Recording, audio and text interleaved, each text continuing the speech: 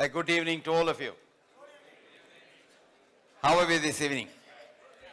Good. Well, I'm supposed to be speaking to you for the next 50 odd minutes, and you are supposed to be listening to me for the next 50 odd years. This is the contract. But let's have a break. If any one of you in the audience has finished his or her duty before I seem to have finished mine, because we teachers go by the calendar, not by the clock, all that you do is raise a hand and I shall stop. Because my speech is not structured and it's not supposed to run for a little time. It just stand up, speak up, and when the time comes, shut up. So I am ready to shut up when you are ready or when you are done with listening to me. The topic I am supposed to talk to, as the brochure says, is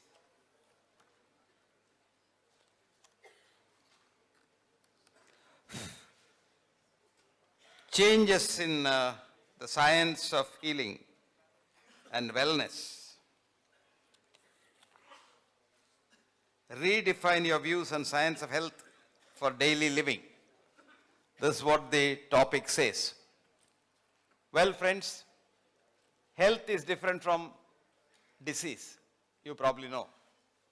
And most doctors don't know what health is.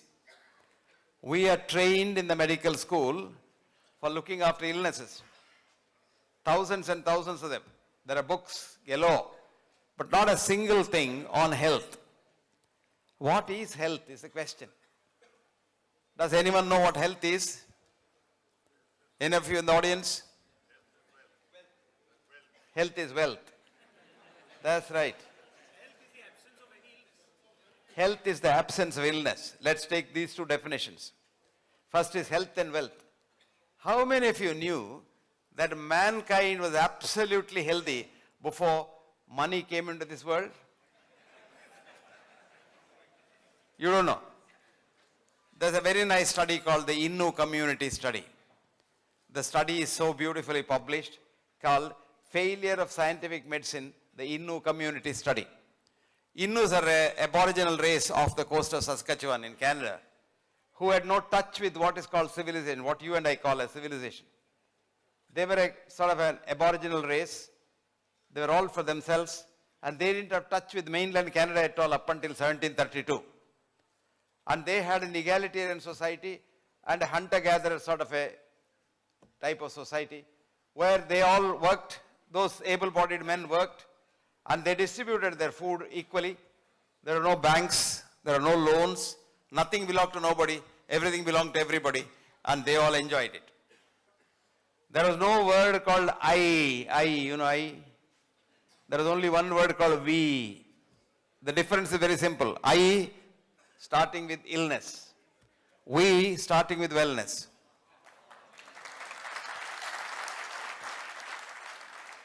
Innus had beautiful history written on rock, on leaves, and various other things, which graphically told about only two things that they died of. A, old age, which of course is inevitable. If the world has to go on, those who are born will have to die. Two, predation. But what happened in 1732? Williams Company, one of the trading companies from mainland Canada, came into Innu land and started a barter company. We will give you a biscuit, you give us the hide. We will give you this, you give us the hide. That's where bartering started, business started. To cut the long story short, today every Innu is a Canadian citizen by right. And would you believe, every Innu is heir to every disease from common cold to cancer. Very interestingly, 10 years precocious to the Canadian Caucasian. Supposing heart attack is very common in the 5th decade for a Canadian, it's very common for the 4th decade for the Innu. What has changed for the Innu? After 1732, money came into their life. And money brings in a lot of problems. I don't know how many of you know, when the first industry started in Europe, to be precise in England, 1802, there was this romantic British poet, William Wordsworth, who wrote a poem called The World is Too Much With Us. How many of you read it? It's a very nice poem. Go home and read it. I'll give you 4 lines. The world is too much with us, late and soon. getting and spending, we lay waste our powers. Little do we see in nature that is ours. We have sold our soul. I added two words to the devil, a sordid boon. Today, we have sold our soul in every walk of life. I don't know about printing. In every walk of life, we have sold our soul. And our aim is making money and making big money. Greed, of course, is a human nature, but Wall Street greed is something that has invaded us. You know what Wall Street greed is? Greed for everything. Everything must be mine. I am sure you all know 7 people in this world own 50% of the world's wealth. And 5% of the wealth is shared by 50% of this world. 3.3 billion people share 5%. I mean, is this fair? This is exactly what is called the Wall Street greed. Now, why are we now connecting money with health? And what is health, to be precise? Our friend said, health is absence of disease. Is there anybody here in this audience, including me, who has no disease? Anyone? Can you say, I have no disease? I don't know. Actually, there is no one without a disease. If we can scan all of us for a cancer cell, a mutated cancer cell, everyone will have not one cancer, but about 10, 15 cancers. But they don't kill you. They die themselves. But supposing I told you today that you have 10 cancers growing in you, would you survive more than 10 days? That is exactly why that definition came in 1947, which is called the Alma Ata definition of the WHO. You know what WHO is? World Health Organization. What is IMF? What is UNESCO? Do you know what these are? You don't know. Please get this book. You're a printers. Get this book called Perpetuating Poverty. Perpetuating Poverty. It's a beautiful book which is compiled by Cato Institute in Washington. You write to them as an organization, they'll send you the book free. Cato Institute, 1000 Massachusetts Avenue, Washington, D.C. 20001. And write to them saying that we are the Printers Association, we do good to others. Send us his book called Perpetuating Poverty. So beautifully it shows all these organizations are there to keep the third world poor. You're talking about this word science, very good word. Science, science. What is science?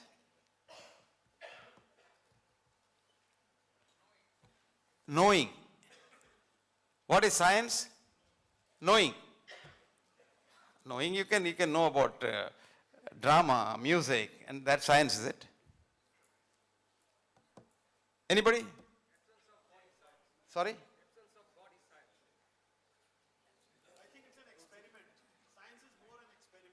Science is an experiment. The real meaning of the word science is trying to understand this nature. But what the science of present day, monetary science, is trying to do is to teach nature a lesson or two. That's where we have gone wrong. Supposing you don't have a child, let us say. You're married, you're prosperous, you don't have a child. What's the use? You try everything possible and then probably adopt a child. But today, the present science doesn't let you that. They'll give you a test tube baby. You probably don't know the intricacies of the whole thing.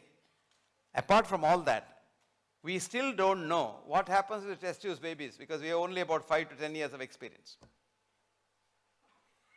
We are trying to teach nature a lesson because of money. I'll tell you a story, not a story, a true thing. A young boy got his PhD from MIT. Eric Drexler was his name. Eric was so proud that he had a PhD from MIT that he started a company. That's what happens. Science immediately starts a company, technology. Technology is science riding piggyback on technology for making money. The company's name was Futuristic Inc. Future. And he claimed that he can make self-replicating nanobots. No father needed, no mother needed. He can produce a custom-built baby for you. Just like in the olden days, custom-built cars were built. In the earlier days, Daimler-Benz and the British Motor Corporation, they used to build cars. After you say, I want this car, it's built. Only Henry Ford came and started mass production of cars. Now this boy claimed that he can make that, and venture capitalists poured money there because that's where the future is. Supposing you make human beings without any father, mother, it's a big industry, no? This boy collected about $100 million in 1 week from venture capitalists. At that time, his own professor who gave him the PhD, who is himself a Nobel laureate, Richard Smalley, wrote an article in the Boston Globe saying that, forget about making a nanobot, you can't even make a DNA. So the company closed, chapter 11, and the man went home with $100 million. This is called science. Do you understand that? If you want to know what science is, from the Western scientists themselves, forget about this villager. I will give you a book. Please read this book. It's a small book, very cheap, but you must read it. Easy to read also. Even a non-scientist, an arts student, as our friend claimed, can also do that. And this book's name is The Golem, Golem, The Golem. He's writing down, good. The book's name is The Golem. What is golem? Golem is not an English word, it's a Hebrew word. Any Malayalis here? No? What is golem? What? Oh, that is golem.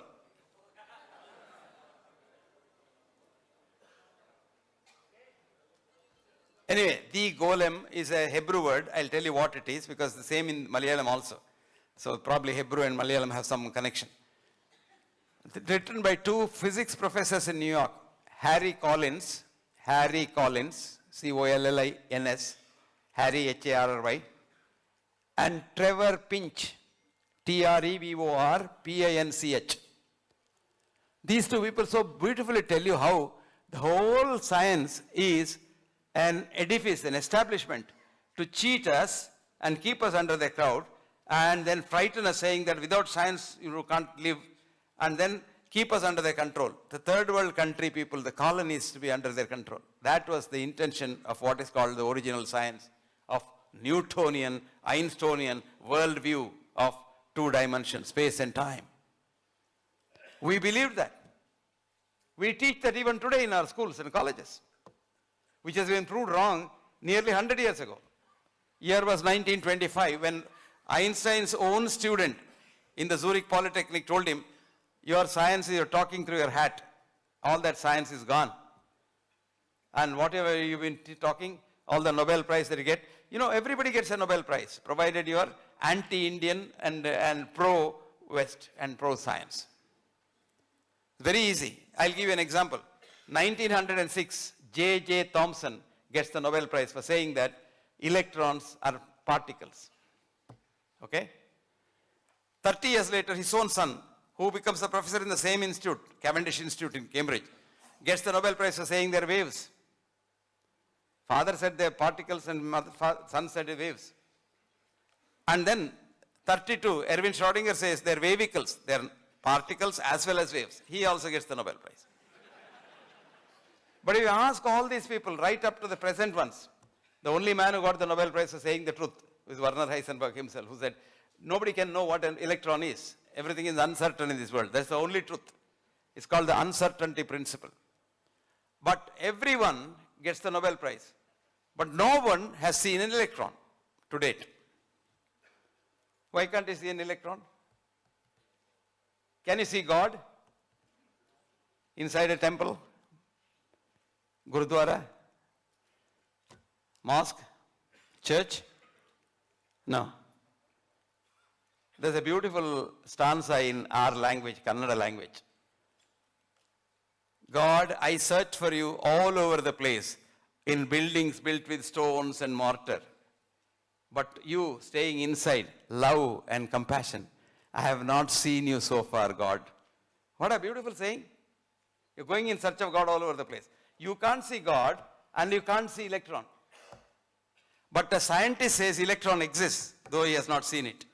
And the same scientist, reductionist science says there is no God because God can't be seen. See what a beautiful thing?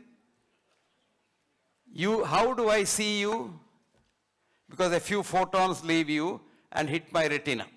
Then I am aware of your existence. If one photon leaves an electron, it no longer is an electron. So nobody can see an electron at all. So beautifully put by a poet. Who has seen the wind? Christina is an American poetess. Who has seen the wind? Have you seen the wind? Neither you nor I. But when the winds move and trees dance, the wind is passing by. Who has seen God? Neither you nor I. But when you are in trouble, you feel God. That's why a lot of people have survived without getting frustrated and committing suicide, because the concept of God.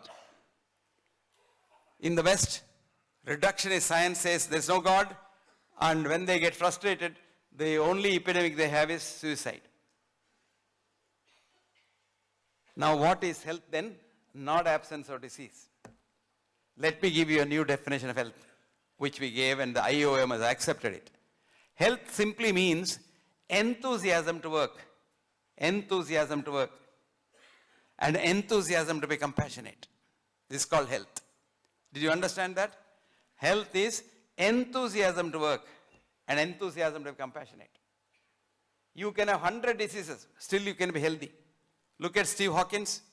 He has got a disease called amyotrophic lateral sclerosis, which doesn't permit him even to move a single muscle. But the man, even today, 42 years after amyotrophic lateral sclerosis, according to my textbook of medicine, a man cannot live more than 2 years after the diagnosis of amyotrophic lateral sclerosis. 42 years this man has been teaching physics in Cambridge. So you can be healthy. You don't have to be having absence of disease. Nobody has absence of disease. Even a newborn child can't have absence of disease. But you can be healthy though. Enthusiasm to work. There's a subtle difference between the two. What's the difference between enthusiasm to work and you all work, we all work? Is there any difference? Energy. Willingness to work. Passion. Want. What is enthusiasm? Entheos. En in Latin means inside. Theos means God.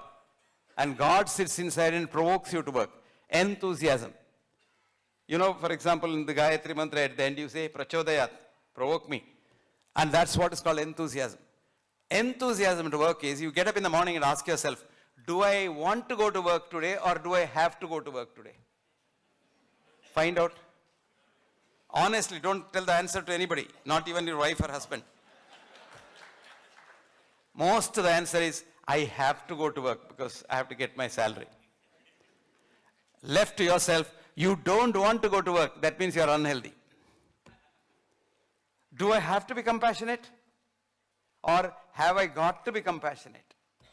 Most of the time it is, I've got to be compassionate for society's sake. You are going in the car, you are in a hurry to go for the printers conference, and somebody meets with an accident ahead of you. And the fellow is lying on the road. And you say, oh, poor fellow, what a pity. How I wish I could help him. You don't want to help him. But you pretend to be compassionate. That's not real compassion. Enthusiasm to be compassionate is just say, stop the car, get out of the car, try and see if he's alive, and try to help him and take him to the nearest hospital if you can. That is real compassion, which is called enthusiasm to be compassionate. Just ask yourself these two questions in the morning, and the answers both are yes, you don't have to go for a checkup. Now the definition of health, absence of disease, do you know why it was done? 1947, everything is a business today. Just as printing is a business, doctoring is a business. So we want to have more patients. Just as you want to have more people to come for printing, we want to have more patients. How do we do that? We see that everyone born comes to us to see if he is healthy. So if you want to know if you are healthy or not, you must go for a checkup. Have you heard of the checkup? The biggest industry. It's called the screening industry. The biggest industry, because Doctoring is not a big industry because after all in a given day, there are a few million people who are not well in the world. But every day, 6.2 billion people are there for screening. And when you screen, when you go for a screening, you become a patient. Did you know that? An American professor asked her brilliant student in the class. She was a brilliant girl herself, 52 years old. She asked the boy, who is a patient? The boy shot back. A man or a woman who sees the doctor becomes a patient. She was shocked. She said, is it true? Yes, madam, that's what happens in the world, he said. Matter of factly. Then she said, does he become a man or woman again when? He said, rarely ever, if ever. Because we have two rules for you. A, you must come for us and we'll make you a patient. Do you know how? We don't have what's called normal. There's nothing called normal in the human body. There can't be anything called normal because we don't know what normal is. Your normal is different from my normal. How can you say normal blood pressure is so and so, normal sugar is so and so? And these numbers are coming down every day. As there are more companies producing drugs for the disease, the numbers come down. When I was a student about 60 years ago, the blood pressure normal was supposed to be 160 by 110. Okay? And nobody died those days. Nothing had happened. Actually, the death rate is the same. They did an audit in Christie's Hospital in Manchester, which is the oldest hospital, which is primarily, of course, cancer hospital. They did an audit. They have got records from 1841, non-stop. They did an audit of a particular disease, one cancer, chronic myeloid leukemia, between two slots, 1900, 1940, 1950, 1990, 40-year slots. 1900 and 1940, all that we had for cancer was TLC. You know TLC, tender loving care. It's called palliation. You give them good food, pat them on the back and say you're fine. They live comfortably, dignifiably till they die. Die you must. You can't, no, nobody can, I always tell my patients, why are you worried, man? Die you must. There's a queue you join when you're born. But we Indians are good at jumping queues. Sometimes we jump and go early. That's a different thing.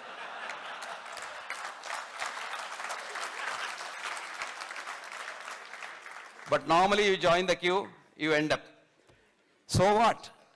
So you're such a good man that you will go to heaven. That's where you wanted to go. Dharma, artha, kama, moksha. You ultimately wanted to go to heaven.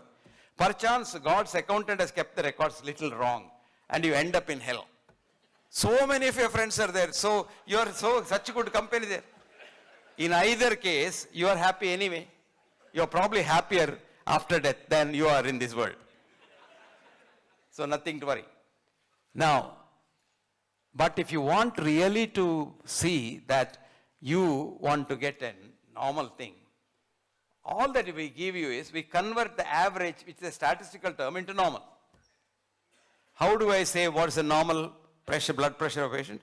We take 1,000 people's blood pressure and then chart it on a graph, which is called a Gaussian curve, a bell-shaped curve. There are people with blood pressure of 180, 110, here 90 by 60, both sides are there. Now then we draw a median called mean plus 2 standard deviation. And that comes to somewhere.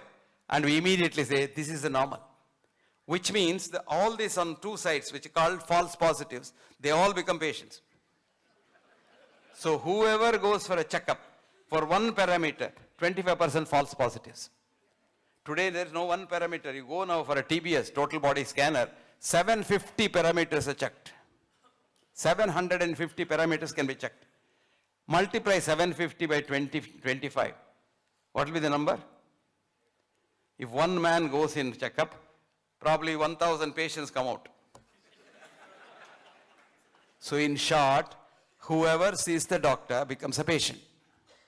But Ayurveda, the old Indian science, is a beautiful definition of health.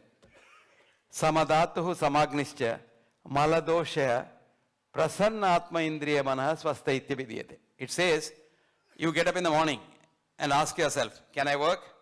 Do I sleep well? Do I eat well? Do I piss well? Do I shit well? And do I work well? And don't I hate nobody? Yeah, I am healthy.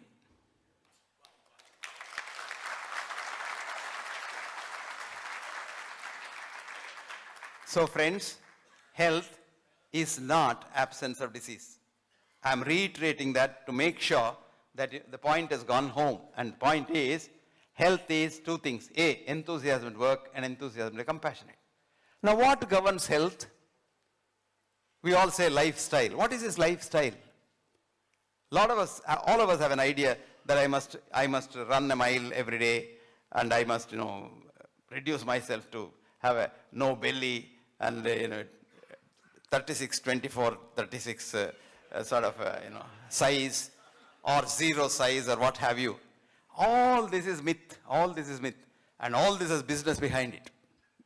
You will be surprised to know that a study showed that obese people, overweight people, whom you think are very bad, if they're very active, they're healthier than all of us.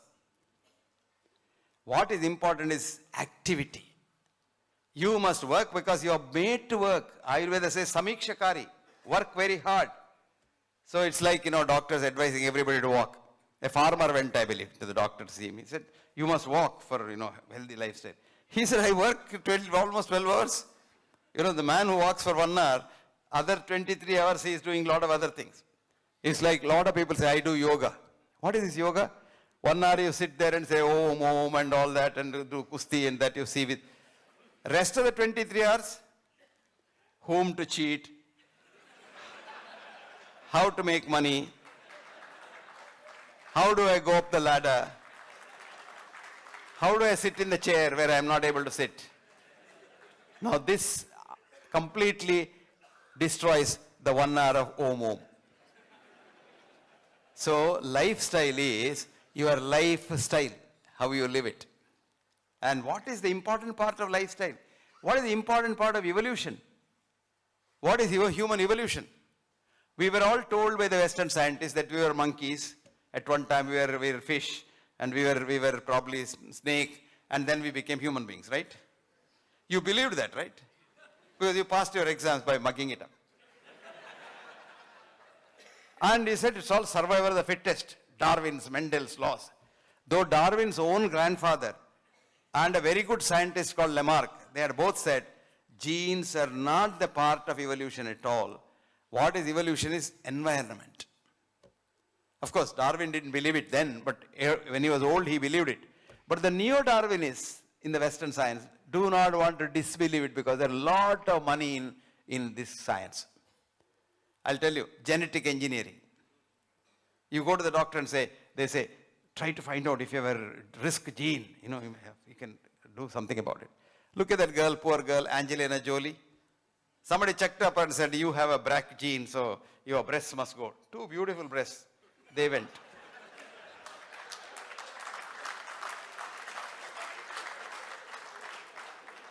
Removing the breast is a big business. Then there's the plastic surgery business. Reconstructing beautiful breast. So she had 1 set of artificial breasts. Then after some time, someone said, no, you have a gene for uterus also. So she had her uterus removed. After some time, somebody said, you have a gene for ovary also, ovary removed. So I wrote an article, Angelina Jolie will be left with skin and bone only. And the cancer will have to eat her skin and bone. If you have a cancer gene, if you remove your breast, it will come in your tummy. If you remove the tummy also, it will come in your head. Somewhere it has to come, if gene is what is causing the disease. But today we know that we have not been monkeys. I'll give you an example. Supposing I were a fish, let us say, at one stage. I would be very happy to be fish. It's easier to live as a fish. Did you know that? Fish has only 1 circulation. So there is no lung, no pulmonary hypertension, no TB, no asthma, no nothing. Only 1 circulation. No 4 chambers in the heart. It's so nice. You just the gill, you get the oxygen, and you eat whatever you get in the sea, and drink the water, and you're happy. And movement is also very easy. Buoyancy will help you to float. You don't have to do that. And why should I become a man? And before becoming a man, I became a bird. Why did I become a bird? Bird has 2 lungs, bird has 2 circulations, bird has so many things, and bird has 2, supposing I were a snake, I would love to be a snake. Do you know why? Snake has no coronary system at all. Snake can suck its blood right from the heart. So no coronary circulation, so no angioplasty, no bypass surgery, no angiogram, no nothing. So all this is, I should use an unparliamentary word to be very bullshit. The new evolutionary biology The new evolutionary biology tells us that this earth, what we are having as ours now, has been here for 4 billion years. And in the first 2 billion years, like any other planet, like the moon now, Mars for that, it's inhabited only by germs. So 2 billion years this earth was inhabited by germs, and the germs also became arrogant like us. And they destroyed one another. A stage came, they were almost getting extinct. At that stage, they came together and said, unless we live together, we have no future. So they tried to live together, love one another, compassion came in, and they said, we must have food for all of us. And that's the first experimental science that happened in this world. The germs took the carbon dioxide they breathed out, some water vapor from the earth, from the air, and sun's rays, and produced chlorophyll in the green leaf. Scientists did not do chlorophyll. You can't do chlorophyll in any laboratory today. And that chlorophyll is the one that is feeding us even today. You may say, I am a non-vegetarian, I couldn't care less for it. Even the non-vegetarian that you eat lives on chlorophyll only. Even the fish, the smallest fish eats plankton. Bigger fish eats the smaller fish, bigger fish, smaller fish, and the biggest fish, the bigger fish. So, everybody lives on chlorophyll, which the germs presented to us. Then after a billion years, the germs said, no, this world needs bigger animals than us. So they donated a DNA each, DNA,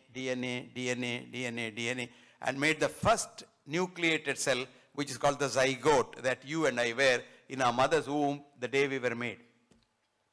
What a beautiful thought. So we are one cell. And today we are a colony of 150 trillion such human beings. So there is nothing called I, because we are a we already. We are a colony of 120 trillion cells. And the most important thing about these cells is today we can study those cells with the biophoton camera. They love one another so much. I tell you, they love one another so much that they dance together in sync when they're happy. And if they dance in sync, you have no disease. When they are not happy, then you know there's something wrong with you. And that is the beauty of the system. What's the in thing there? Compassion. Compassion. Again. And not only that, my cells and your cells are the same. They are both charged by the same energy, which is the universal energy. And we are a part of it, each one of us.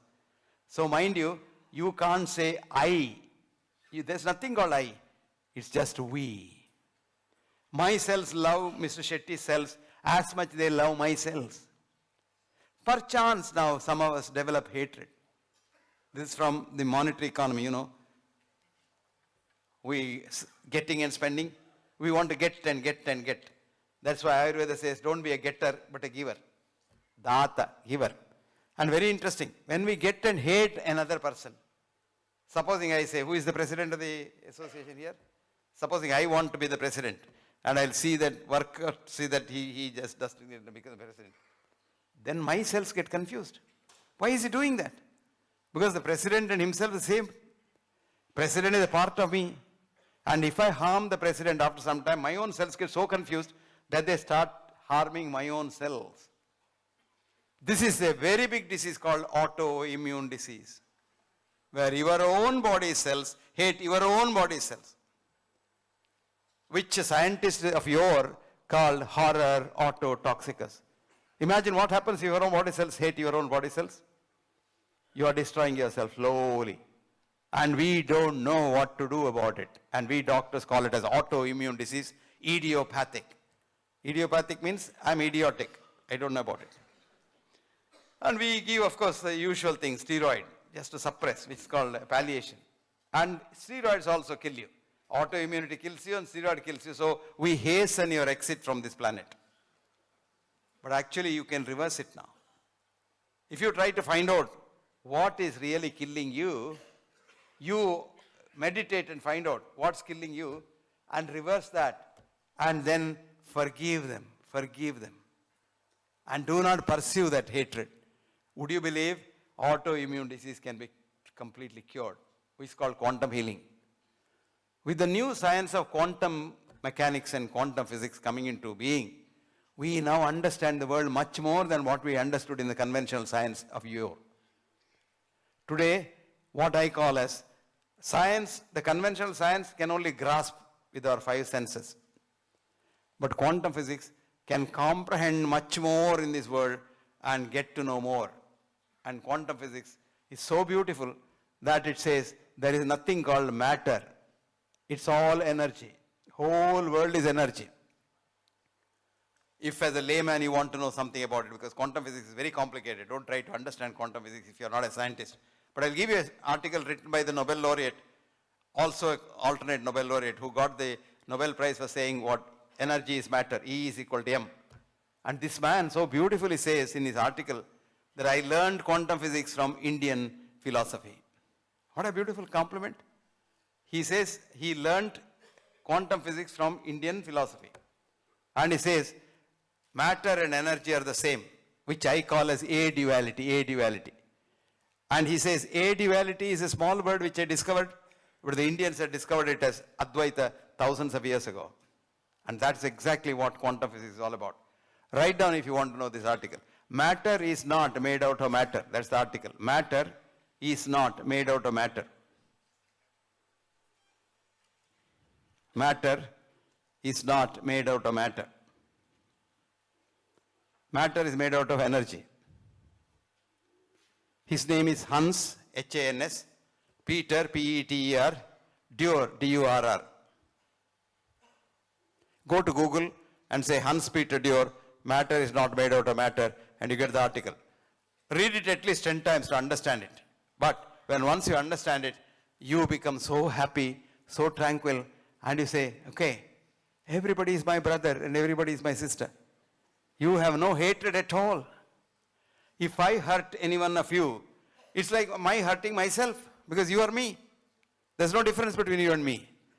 And this is the beauty of a healthy mind. After all, environment is not just drinking water, eating food, exercising and running and sleeping, etc., which we think is lifestyle change. No. Lifestyle's most important change is the environment of lifestyle. And the most important environment of lifestyle of a man or a human being is his or her mind. Mark my words, mind. And if you know how to mind your mind, you know how to mind your health. As simple as that. We all take bath for our body using various shampoos, soaps, etc., etc. But do we take bath for the mind? Mind has so much dirt in it. Many of us mind is so much dirt in it that is the cause of all illnesses from common cold to cancer. Even to get a common cold, you must get some frustration in life. Common cold is not due to the germ. The germ is there in your nose all the 12 months of the year, 365 days. Not one germ, 80 genera of 1000 germs. But they can give you cold anytime you pull down your immune guard by getting frustrated. Let us say you lose an election. Then you say, my God, gone. So you're frustrated, next day you start sneezing. To cancer, all diseases are due to the environment, that is a mind. So we must cultivate a healthy mind. How to cultivate a healthy mind? What's a healthy mind? Now, definition of healthy mind. A mind filled with enthusiasm to work and a mind filled with enthusiasm to be compassionate. Imagine we change our education system in this country or in the world. What is the education system today? Trying to make a wealthy career. I want to be an engineer, I want to be a doctor, I want to be a technologist, I want to be an engineer. Money making. On the contrary, if you aim education at making a healthy mind, imagine 1.3 billion healthy minds here, 2.6 billion hands wanting to work. Can anybody beat this country?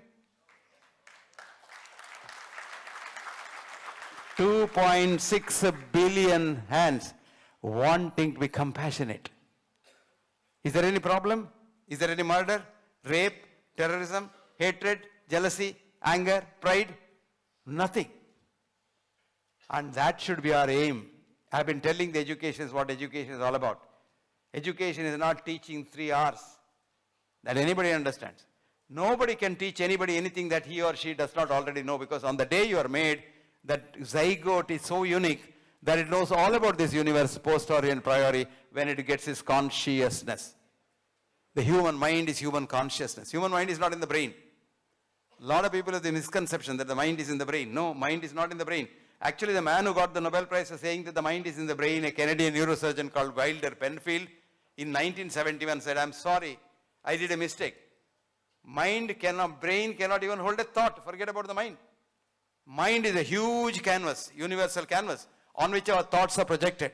And that's called consciousness. And Max Planck, the father of quantum physics, says, consciousness is fundamental. And all else, including matter, comes from consciousness. So if you understand this, I tell you how to cure yourself. You don't have to go to a doctor, you don't have to take a medicine. Any disease from common cold to cancer can be treated. All that you know is, this matter and mind change so fast, so quickly, and for every second in the human body, it changes 1024 times. It's called the Max Planck constant. And each time the energy knows the blueprint to the matter. Supposing a man has a cancer, let us say, he knows how to meditate intensely and really gets into that level of consciousness where he says, look, my cancer now can go with the next set of energy, converting that matter into a new matter. You go on doing that, and you can beautifully heal it. It's a little difficult, you require a little patience, practice. It's not a quick fix like you have a headache, you swallow a pill. But you don't know what happens to the pill. There is no pill for every ill, but there is an ill following every pill. Every painkiller from an ordinary paracetamol to Vioxx has got so much of side effects that one can get a heart attack in the next 5 years. Just taking paracetamol. I was told I have to check on this fact. The Parsis keep their dead bodies on the top. You know, the vultures. And a lot of vultures recently have died in Bombay, I believe. Dissected vultures showed a lot of paracetamol inside their bodies. Because old people, you know, take a lot of painkillers and then their body is full of paracetamol there, they're taken up. In a small country like England, 2,500 people died last year of paracetamol poisoning. Not large doses. Even one pill of paracetamol is enough. It is not dose related. And damages the kidney and damages the liver directly. One of the common causes of kidney dialysis, transplants, is NSAID-induced kidney disease. It's called painkiller nephropathy. I'm just talking of one. So every pill has an ill, but quantum healing has nothing because you're not putting in anything. Your own body corrects itself. If you want as a layman to know what it is, there's a nice book, read it. It's called Quantum Doctor. Quantum Doctor. If you want to quickly know what it is, you go to the internet and put my name and say quantum healing, you get an article, you can read it. But this is a nice book written by a professor of quantum physics in the University of Eugene in Oregon. He's an Indian, a big quantum physicist, Amit Goswami. His name is Amit, A-M-I-T, Goswami. It's a beautiful book, a small book, a readable book, understandable book, and you will know how to cure yourself of many ills. Only thing is you need patience. Ayurveda knew this thousands of years ago. They beautifully said, diseases start in the mind and end in the mind. And where is the mind? Never mind. It's everywhere. It's everywhere. In every cell of your body, the mind is there. Even outside there is mind. And today we know quantum physics, non-locality. If I want to convey something in my mind to your mind, I can do that. Experiments show that. I can induce a wave with electrically stimulated wave. What's called an induced wave in my brain, I can pass it on to your brain. That is how the mystics pass on their ideas to others. That's how in the olden days the great teachers passed on their ideas to their students. And this is possible because it is non-locality. Everything happens at everywhere. You intensely want to talk to somebody, your relative maybe in Boston, you intensely, really intend to talk something and you can't get it, you will be surprised. Within 24 hours, either that man or woman will contact you or you will get a phone call or some sort of a thing. It's called telepathy, which today science says transmutation, telemutation. You can convey an idea from one place to another place without any conventional methods of communication and without loss of time. That's the most beautiful thing. It immediately happens. When a photon jumping about here, another photon counterpart will be jumping about in the person's. I have a friend of mine in London. That man so beautifully times he talks to me twice a day, wherever I am, and that he has to talk every day twice. And he times it in such a way. Today, for example, I just came from Bangalore, and I got in the airport, came to my hotel, checked into my room, he rings me up. Then I said, Linus, how did you do that? I don't know, I got an intuition that you are in the room, so I'm ringing your room. I told him which hotel I'm staying. He will immediately go to Google and find out about the hotel. I didn't know the number of the hotel myself. But as I was getting into the room, opened the door, got into the room, he rings up. And this happens day in and day out, every day. And twice a day he rings me up. This is called telepathy. This is very interesting. And body can now, my friend was saying that I have to take vitamin D, vitamin C, as my friend, that, CoQ and things like that. Your body knows all that.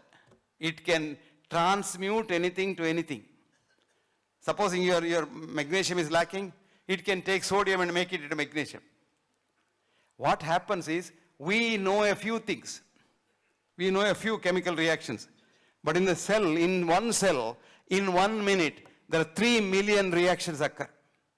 And we won't be able to control that. That's why in the intensive care unit, a lot of people are sent to heaven by us, because we just have a few parameters, we try to adjust that, and that goes haywire.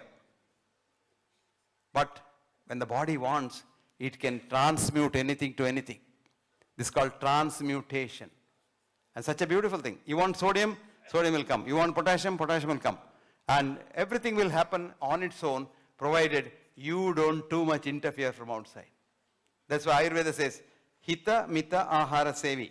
This is your future for how to. Hita means what you love. Don't say, oh, that's this and this is fried, that is this and that's cholesterol. That itself is stress. Kills you. Nothing. You like something, eat it. But Mita, anything in moderation is okay. Even poison is okay. If you get a heart attack and come to us, do you know what we give? Rat poison. What is warfarin in rat poison? Only small dose, that's all. If you give a bigger dose, the rat will bleed and die. If I give you a small dose, your blood will be fluid so that it doesn't clot. That's why we check your blood every now and then, because you may bleed somewhere. I still remember my professor in Scotland used to put a board when first warfarin came to the thing. No rat poison in my ward. He never allowed that. Till he died, he never allowed warfarin to come to his ward. And that's the beauty of it. So what I'm saying is, anything in moderation is okay. Hita Mita Ahara Sevi. Samikshakari, work very hard. Nobody has died of working. Nobody has died of working. If you love your work, you can work very hard. If you hate your work, you will die overworking. That's what happens in the IT industry. The boys and girls don't like the work. Because same repetition, same thing, that's no innovation, no creativity, nothing. America has given something, you just go on producing it day in and day out, and then there's no 9-to-5 job. You are given a project that is about a whole day, night sometimes. And the parents think it's very nice because they're given a hotel. They're given a hotel because they can't go home at 12 o'clock, 1 o'clock in the night. So this is kind of a job. When you hate your job, you kill yourself. When you love your job, work very hard. Nothing happens. Nothing happens. Actually, you improve. Then what to say? Samikshakari, work very hard. Data, be a giver. When you give something to somebody, you are very happy. When you receive something from somebody, you think, why didn't they give a better one? What is this? Supposing, let's say you now gave me 1 lakh rupees, let's say, for lecturing. A lot of people take a lot of money for lecturing. Then I think, these are big organizations, why didn't they give 2 lakhs? Why only 1 lakh? Supposing I am able to give somebody 5 rupees, I'm so happy because I have given something. Data. Then Samaha. Remember, this is a very important thing for health. Treat people equally, because all men are alike. All are born alike, all are going to die alike. Why in this difference? Supposing you are the Prime Minister of the country, your opportunity was there. I am not the Prime, I didn't have the opportunity. So why should I worry about that? So it says Samaha. It's a very interesting concept, I tell you. I developed this concept when I was the dean of a medical school. A lot of these boys and girls love one another in the college, you don't know. And then they come sometimes to you if you are a very compassionate teacher. They say, sir, this boy I love, sir, but do you think he's okay, sir? I can marry him, he's a reliable boy. I tell him, young lady, I know him from 9 to 5. But 5 to 9, I don't know what he does.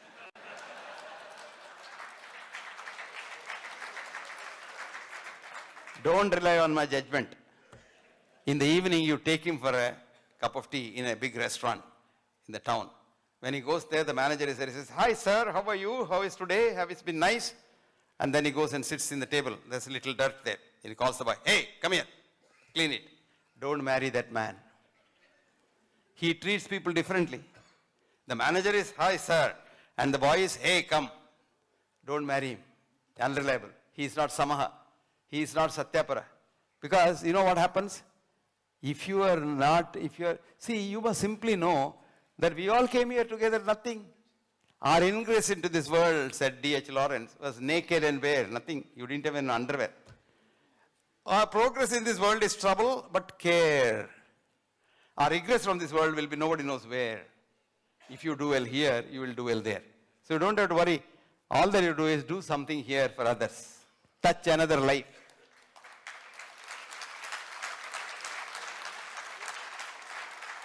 And this philosophy is so good for health. Emerson said, life is not to make money and amass wealth. Life is to live honestly, authentically. And life is to touch another life, to show to the world that you have not only lived well, but you have let others live well too. I have a formula. Each one, at least reach one. At least one life. If you have made one life happy, you will be happy. A lot of people come to ask me, "Sir, I am not happy, what do I do?" I tell them very easy. Happiness is like a mirror. You hit it, it comes back. Make someone happy, you will be happy automatically. If happiness is what you give away, happiness is what comes back each day. So if you want to be happy, don't think you will be happy when you become the president of an organization or when you become the big man, when you become the MLA or MP. No, you will not be happy, you will be unhappy. You will be happy when you make another person happy. This is the principle of the environment.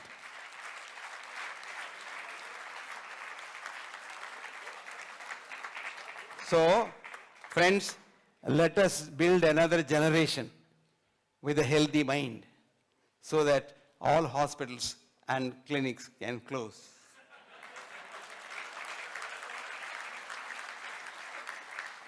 But don't we need doctors? We do need doctors. Because the doctor is a must to guide you, to really take you in the right path. And because you can't know all of medicine, a doctor is supposed to know, and he's supposed to help you. That's why I say every person must have a family doctor. And a family doctor must be your friend, philosopher, and guide, and must know you, must love you. Is it done? Very good. I am done too. What's the message? If you want to be healthy, develop a healthy mind. And a healthy mind is an insurance for continued health and absence of disease. Thank you very much. Thank you so much, sir. Thank you so much. Thank you so much. Can I please, Dr. Saab, just 1 second. Dr. Saab, we would like to felicitate you, please. Can I please invite Vishay on stage to felicitate Dr. Saab, please? Please come up.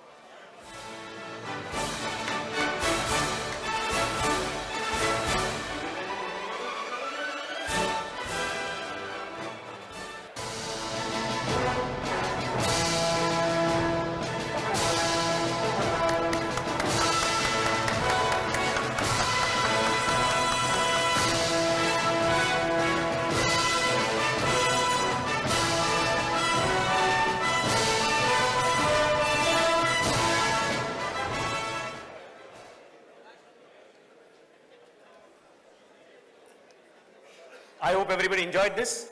It was good? Wonderful. From the amount of claps that you were giving, I am sure that it was an excellent session.